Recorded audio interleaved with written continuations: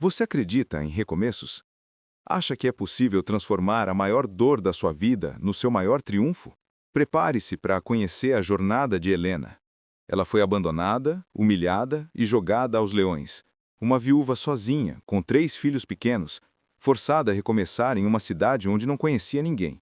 O que a família e os ex-sogros esperavam era a miséria, mas o que eles viram foi uma mulher se levantar, construir um império do zero e encontrar o amor onde menos esperava, nos braços de um homem mais de 30 anos mais jovem. Esta é uma história de superação, de amor inesperado e de uma vingança sutil, que não usa violência, mas sim a inveja pura e simples do sucesso. É a prova de que a sua felicidade é a sua maior vitória. Mas antes me diga, de que cidade você está assistindo essa história de reviravolta? Comente aqui embaixo.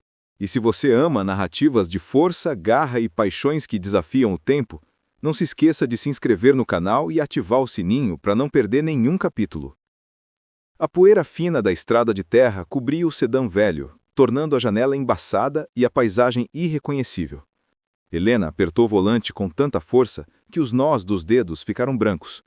E o cheiro de suor e tristeza antiga parecia ter se instalado permanentemente no estofamento do carro. Havia 3 pares de olhos miúdos a observá-la pelo retrovisor, cada um lembrete vívido e doloroso da ausência que havia rasgado sua vida. Havia menos de 1 mês que haviam sepultado Lucas. A perda do marido, um homem que era seu farol, foi seguido de um frio e calculista abandono familiar. Seus sogros, frios e mesquinhos, culpavam-na por uma dívida que era puramente de Lucas.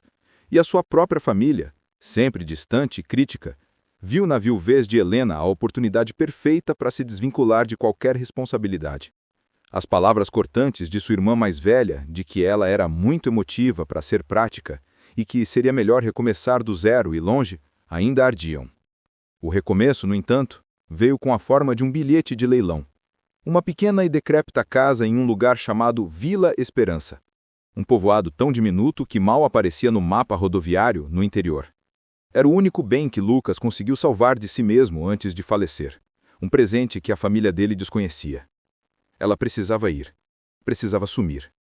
Ao passar pela placa enferrujada que saudava os visitantes com a palavra bem-vindos, quase ilegível, Helena sentiu um arrepio.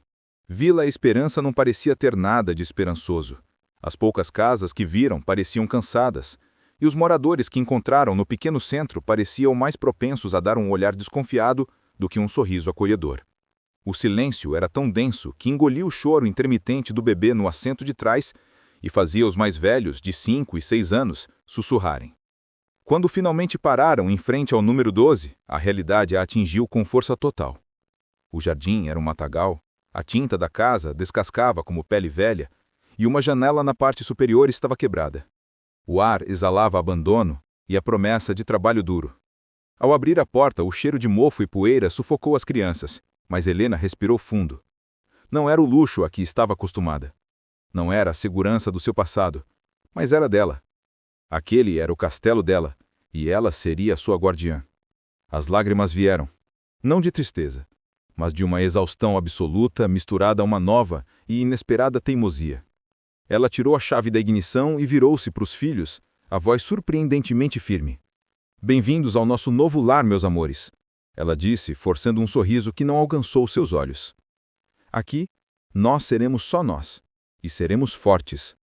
Naquela noite, enquanto tentava inutilmente limpar a fuligem do chão de tábuas, com os filhos adormecidos juntos em um colchão no chão, Helena olhou para a escuridão da janela e prometeu silenciosamente.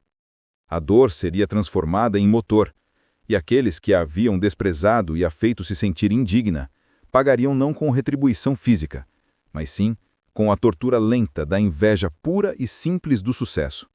As primeiras semanas em Vila Esperança foram uma batalha de Hércules contra o mofo, o mato e o silêncio opressor.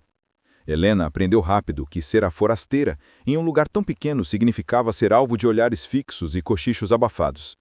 As mães no mercado local olhavam para os seus filhos com uma curiosidade desconfiada, e os homens da cidade passavam por ela sem a cumprimentarem, como se fosse um fantasma.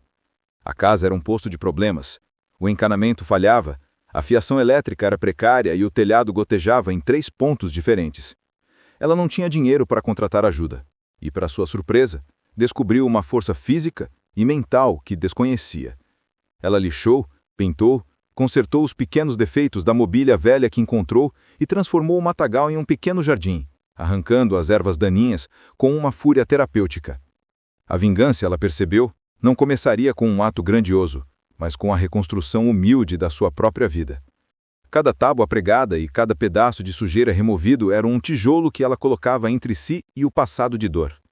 O problema mais urgente, contudo, era o financeiro. A pequena poupança estava minguando rapidamente, consumida por fraldas, leite e contas de luz que ela mal conseguia entender. Ela precisava de um emprego.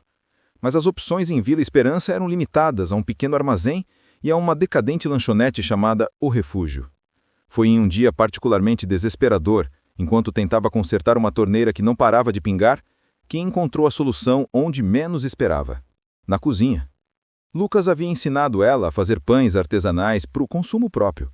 Pães densos e saborosos, com fermentação lenta, uma paixão que ele guardava para os fins de semana. Seguindo um impulso, ela usou o resto da farinha e fermento que tinha, amassando a massa com a força da sua determinação.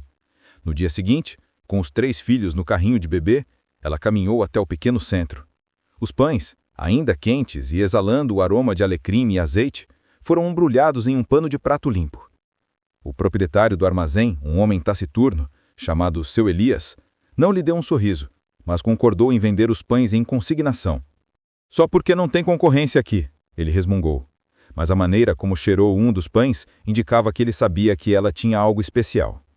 Nos dias que se seguiram, a notícia correu pela pequena cidade.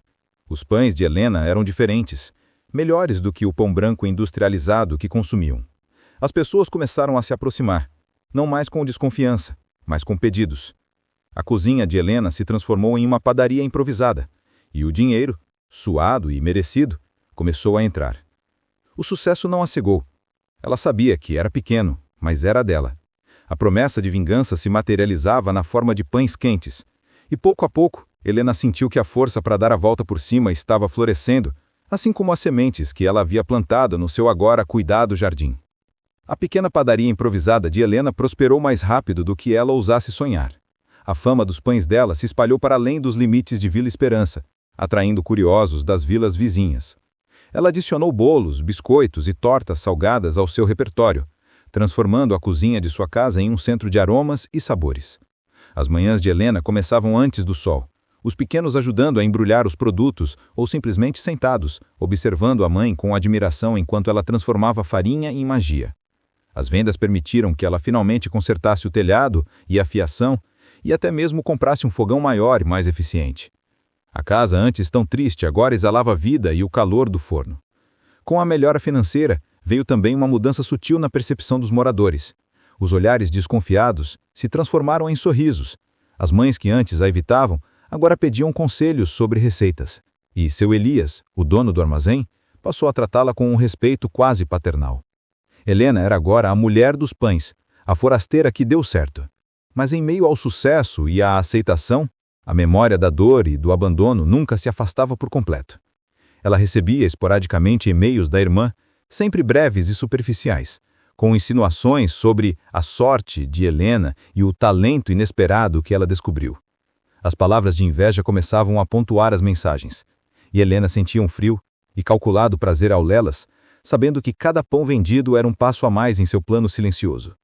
Foi em um fim de tarde, enquanto entregava uma encomenda especial na casa da prefeita, uma senhora elegante e reservada que se tornara uma de suas melhores clientes, que ela o viu pela primeira vez. Ele estava sentado no jardim, um livro em mãos, a luz gorada do pôr do sol iluminando seus cabelos castanhos. Era um homem alto, de ombros largos, com uma beleza que parecia deslocada na simplicidade de Vila Esperança. Seus olhos, de um verde intenso, se encontraram com os dela por um breve momento, e Helena sentia um calor inesperado se espalhar pelo peito. Ele sorriu, um sorriso gentil que suavizou suas feições fortes, e ela sentiu o rubor nas bochechas.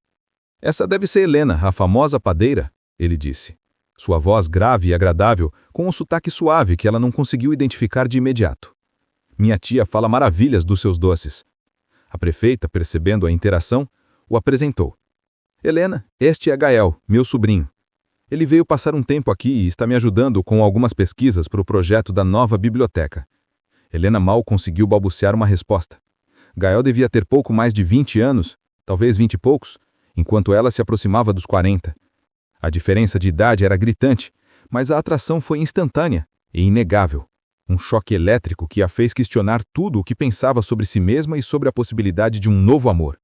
A vingança, ela percebeu, naquele momento, poderia vir acompanhada de uma inesperada e doce recompensa. O encontro com Gael desequilibrou Helena de uma maneira que ela não experimentava desde o luto. A atração era um invasor bem-vindo, mas também aterrorizante.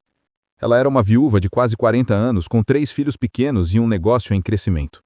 Ele era um jovem bonito e solteiro, na flor dos seus 20 e poucos anos, com um futuro promissor em uma cidade grande. A diferença de idade, mais de 30 anos, pairada sobre ela como um aviso silencioso de que aquilo era uma tolice. Ela tentou racionalizar, focando na massa de pão e nas contas a pagar, mas a imagem do sorriso de Gael persistia.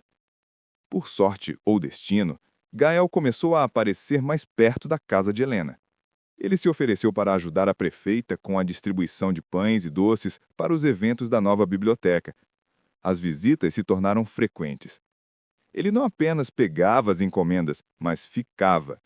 Inicialmente, era para conversar sobre a melhor maneira de armazenar os doces ou para discutir a logística, mas logo as conversas se aprofundaram. Gael se interessava genuinamente por ela. Ele perguntava sobre os seus dias, sobre a história dos seus pães, sobre a tristeza que ela carregava e a força que ela demonstrava. Ele a via como Helena, a mulher forte e talentosa, não apenas como a viúva ou a padeira. Gael era paciente e atencioso com as crianças. Ele lia histórias para a mais velha, ajudava o do meio a construir fortes de lençóis e embalava o bebê com uma naturalidade que surpreendia Helena. Ele não se intimidava com o caos alegre de uma casa com crianças pequenas, o que era um enorme contraste com a indiferença de seus antigos familiares.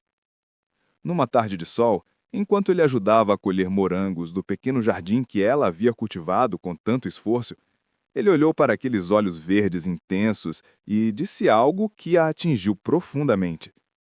Você construiu um mundo novo aqui, Helena, e é lindo. Você não faz ideia do quão rara e forte você é. A essa altura, as fofocas começaram a surgir. Em Vila Esperança, onde a vida era lenta e previsível, a proximidade entre a viúva madura e o sobrinho jovem e atraente da prefeita era um prato cheio. Helena ouvia os cochichos no mercado e percebeu a inveja nos olhos de algumas mulheres que a haviam ignorado antes. Aquele era o primeiro passo da vingança sutil que ela havia planejado. A sua felicidade e a sua atração por um homem desejável, algo que ela não podia ter no passado. Ela sabia que a notícia, distorcida e exagerada, logo chegaria aos ouvidos de seus antigos parentes, mostrando que ela não estava definhando na miséria, mas sim florescendo. Ela decidiu não se esconder. Se a felicidade a estava procurando na forma de um homem 30 anos mais novo, ela a aceitaria, sem vergonha. Pela primeira vez desde a morte de Lucas, Helena se permitiu sentir a alegria e a antecipação de um futuro que não estava coberto apenas pela poeira do luto. A aceitação pública do relacionamento incipiente de Helena e Gael foi turbulenta. No início, a prefeita, tia Sofia, olhou a situação com um misto de surpresa e cautela. Ela amava o sobrinho e via a força em Helena, mas a diferença de idade a preocupava, especialmente devido à vulnerabilidade de Helena e de seus filhos. Contudo, a honestidade e a seriedade com que Gael tratava a viúva acabaram por dissipar as preocupações de Sofia. Gael não estava brincando, ele estava apaixonado pela maturidade, pela resiliência e pelo coração bondoso de Helena. Ele via nela a estabilidade e o propósito que faltavam na sua vida de jovem adulto em busca de direção. O primeiro beijo deles aconteceu sob a sombra da grande cerejeira que Helena havia podado no jardim. Foi um beijo cauteloso no início, mas que rapidamente se transformou em uma explosão de emoções reprimidas. Para Helena, foi o despertar de uma parte de si que ela pensava estar morta, uma redescoberta da feminilidade e do desejo. Para Gael, foi a confirmação de que aquela mulher, com suas cicatrizes e seus filhos, Era o porto seguro que ele procurava. O romance floresceu no meio da rotina de massas e farinha. Gael se tornou um apoio fundamental, não apenas emocionalmente, mas também na logística do negócio em expansão. Ele era inteligente e trouxe ideias frescas, ajudando Helena a criar uma marca e a organizar as finanças de forma mais profissional. Juntos, eles decidiram que a cozinha improvisada não era mais suficiente. Com o dinheiro que Helena havia economizado e uma pequena ajuda de Gael, eles arrendaram um pequeno e charmoso imóvel no centro da Vila Esperança, que estava desocupado há anos. A notícia de que a mulher dos pães iria abrir uma loja de verdade causou alvoroço. A mudança de patamar do negócio de Helena foi o segundo e mais potente golpe em seu plano de vingança sutil. Ela havia se esforçado para manter suas redes sociais e e-mail ativos o suficiente para que seus parentes e ex-sogreiros pudessem bisbilhotar. Ela não postava diretamente sobre suas conquistas, mas deixava rastros. Uma foto borrada do futuro local da loja, um comentário discreto em um grupo sobre empreendedorismo local. As mensagens de sua irmã, antes meramente superficiais, tornaram-se mais inquisitivas, cheias de perguntas sobre como ela estava conseguindo tanto dinheiro em um buraco como Vila Esperança. A inveja era o tempero amargo que ela precisava para saborear sua vitória. Ela queria vê-la fracassar e mendigar, mas em vez disso, ela estava se tornando uma empresária respeitada e, pior para eles, estava apaixonada por um homem mais jovem e atraente. Ela sabia que a inauguração da loja seria o ápice desse primeiro estágio de sua revanche, um símbolo de que ela não precisava deles para nada e que a sua força residia em si mesma. A inauguração da loja, batizada carinhosamente de O Doce Recomeço, foi um evento na Vila Esperança. A fachada recém-pintada em tons de creme e verde-menta contrastava com a paisagem rústica da cidade, e as janelas exibiam pães perfeitamente assados e doces que pareciam obras de arte. Helena, vestida com um simples mas elegante vestido, irradiava uma confiança que nunca havia possuído em sua vida anterior. As pessoas da cidade vieram em peso, curiosas e apoiadoras. A prefeita Sofia e Gael estavam ao seu lado, e as crianças, felizes e bem vestidas, brincavam sob o olhar atento do novo amigo da mamãe. A loja foi um sucesso estrondoso desde o primeiro dia. O toque de Helena na panificação e a organização e visão de Gael para o negócio provaram ser uma combinação imbatível. Eles introduziram cafés especiais e um pequeno espaço de convivência, transformando a padaria em um ponto de encontro. A ascensão de Helena não passou despercebida por aqueles que a haviam abandonado. Semanas após a inauguração, ela recebeu uma carta em papel timbrado dos antigos advogados do seu falecido marido a pedido dos seus ex-sogros. A carta era formal e fria, indagando sobre a origem dos fundos que permitiram a abertura do novo empreendimento, insinuando que Lucas poderia ter escondido bens que eles consideravam devidos a eles. Ela sorriu ao ler o documento. A dor do luto estava sendo substituída por uma fria e calculada satisfação. Ela respondeu à carta com uma única linha, digitada em um papel de carta simples e sem pretensões. Os fundos vêm do meu trabalho árduo e talento, algo que jamais poderei reivindicar de vocês. Podem vir conferir a qualquer momento. Ela anexou um panfleto da loja, elegantemente desenhado por Gael, que mostrava a riqueza e a variedade de seus produtos. A mensagem era clara. Ela não só estava bem, como estava prosperando graças a si mesma. A irmã de Helena, a mais próxima de seu antigo círculo, fez o movimento que Helena secretamente esperava. Ela ligou, pela primeira vez em meses. A voz da irmã estava carregada de uma falsa doçura e de perguntas veladas. Ouvi dizer que você está fazendo bem. A palavra bem, cuspida com veneno. Ela queria detalhes, queria saber se o jovem era rico, se a prefeita estava patrocinando, procurando qualquer motivo para diminuir o mérito de Helena. Helena, calma e no controle, descreveu o negócio com entusiasmo profissional e mencionou que o quanto Gael estava ajudando com o lado jovem e moderno da comunicação, sabendo que a imagem do homem mais jovem e bem-sucedido ao seu lado causaria a inveja mais amarga. Ela encerrou a ligação antes que a irmã pudesse pedir o inevitável, um empréstimo ou um favor, deixando-a apenas com o som do seu sucesso e o incômodo da sua felicidade. O sabor da vingança era mais doce do que qualquer um de seus bolos. A vida de Helena se estabilizou em uma rotina que era, pela primeira vez em anos, repleta de alegria e propósito. Ela era uma mãe presente, uma empresária bem-sucedida e uma mulher apaixonada. O relacionamento com Gael havia se aprofundado, transcendendo a diferença de idade. Eles se conectavam em um nível de respeito mútuo e admiração. Gael via o esforço incansável de Helena e a amava por sua força. Helena amava a inteligência, a gentileza e a paixão pela vida de Gael, que a fazia sentir-se jovem novamente. Ele era o contraste perfeito para a frieza do seu passado e a monotonia do seu casamento anterior. Eles se tornaram inacessíveis, e a Vila Esperança já os considerava um casal estabelecido, apesar dos anos que os separavam. O sucesso da loja O Doce Recomeço era tanto que Helena começou a pensar em expandir. A prefeita Sofia, satisfeita com a energia que o negócio trazia para a pequena cidade, sugeriu que Helena participasse da próxima feira de empreendedores regionais, um evento que atrairia a atenção da capital e de investidores. A ideia era assustadora e emocionante ao mesmo tempo. Era um passo gigante, mas Gael a encorajou com fervor. Ele tinha conexões no mundo empresarial e sabia que o produto de Helena era de qualidade superior. Enquanto preparavam a estratégia para a feira, o passado deu outro sinal de sua derrota.